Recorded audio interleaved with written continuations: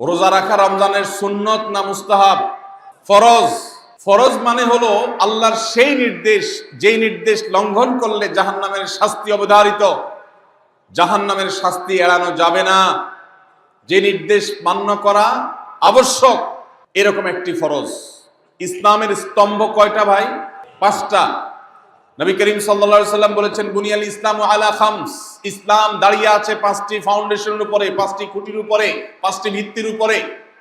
সেই 5টি ভিত্তির 1 নম্বর হলো শাহাদাতি আল্লাহ ইলাহা ইল্লাল্লাহ ওয়া আন্না মুহাম্মাদান রাসূলুল্লাহ।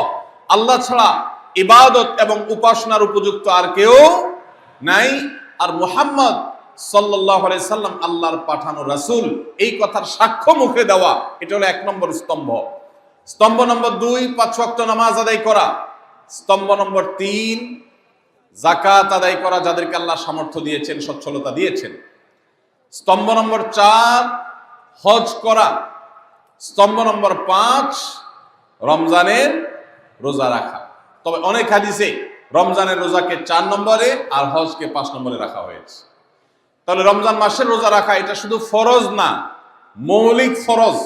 নবী করিম সাল্লাল্লাহু আলাইহি সাল্লাম বলেছেন, যদি কেউ জীবনে একটি রোজাও শরিয়া গ্রাহ্য ওযর ছাড়া কেউ যদি ভঙ্গ করে, রোজা না রাখে, রমজানের পরে যদি সে সারা জীবনও রোজা রাখে, দায় মুক্ত হয়তো হয়ে যাবে, সে কাজা আদায় করেছে, কাফারা আদায় করেছে, দায় মুক্ত হয়তো হয়ে যাবে, কিন্তু রমজানের একটা রোজা রেখে আল্লাহর কাছে যে পরিমাণ মর্যাদার অধিকারী হওয়ার কথা, সারা জীবন রোজা রেখেও রমজানের ওই একটা রোজার ক্ষতিপূরণ করা সম্ভব নয়। এই জন্য সবাই রমজান মাসে ফরজ রোজা রাখবো তো ইনশাআল্লাহ। বয়স্ক সুস্থ ইমানদারের জন্য রমজানের রোজা রাখা ফরজ।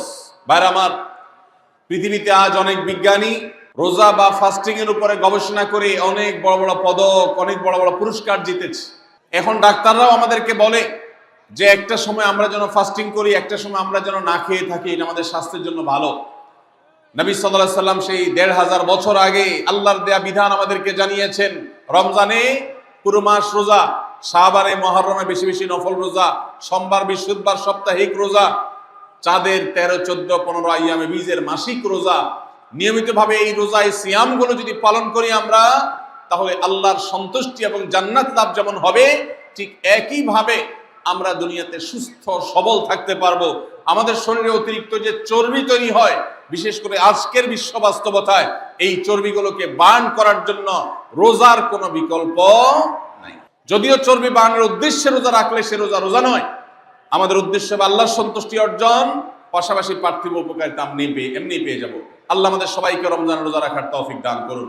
ভাইরা আমার, নবী করিম সাল্লাল্লাহু আলাইহি ওয়াসাল্লাম তিনি বলেছেন, যে ব্যক্তি রমজানে ঈমান এবং ইখলাসের সাথে আল্লাহকে খুশি করবার জন্য রমজান রোজা রাখবে, আল্লাহ তার পূর্বের সমস্ত গুনাহ মাফ করে দিবেন।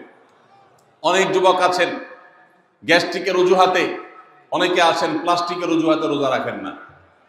কারো গ্যাস্ট্রিক, কারো প্লাস্টিক। সামান্য একটু রোজা রাখতে যে যুবক পারে না, সে নিজেকে মুসলিম দাবি করে কোন মুখে?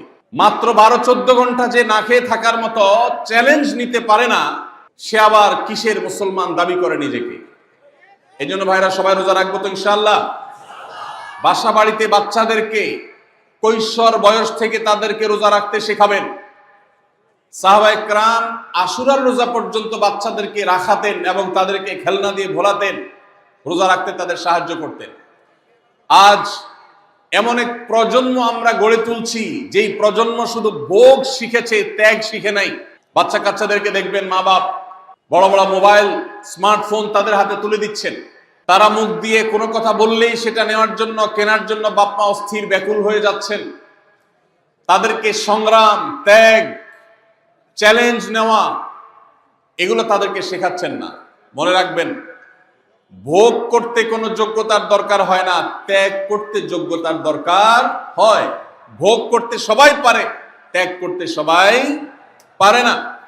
এই জন্য সন্তানকে ভোগ নয়, ত্যাগ শেখাতে হবে। আল্লাহ আমাদেরকে তৌফিক দান করুন। আপনার বাচ্চা যদি রোজা রাখা শিখে, শখ করে রোজা রাখে, তাকে বাধা দিবেন না, তাকে রোজা রাখতে দিবেন। কারণ সে রোজা রাখার মধ্য দিয়ে গরিব অভাবী মানুষের কষ্ট অনুভব করবে, ফিল করবে।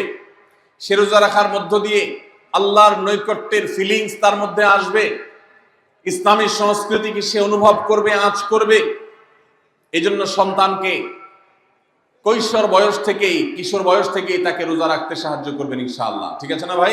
বাচ্চাদের প্রথম হয়তো রোজা অর্ধেক রাখবে, দুপুরে ভেঙে ফেলবে, এরপর না হয় বিকাল পর্যন্ত রাখবে, এরপর না হয় সন্ধ্যা পর্যন্ত রাখবে, কিন্তু অভ্যাস তাকে গড়ে তুলতে হবে। আল্লাহ আমাদেরকে তৌফিক দান করুন। ভাইরা আমার, তাহলে রমজানের প্রধান আমল রোজা রাখা। এই রোজা ইচ্ছাকৃত শরিয়া গ্রাহ্য ওজর ছাড়া ভাঙা জায়েজ নাই, হারাম। যদি কেউ ভাঙে অথবা না রাখে সে ফাসিক। অতএব এই রোজার চর্চা আমাদের করতে হবে। আল্লাহ আমাদের সবাইকে তৌফিক দান করুন।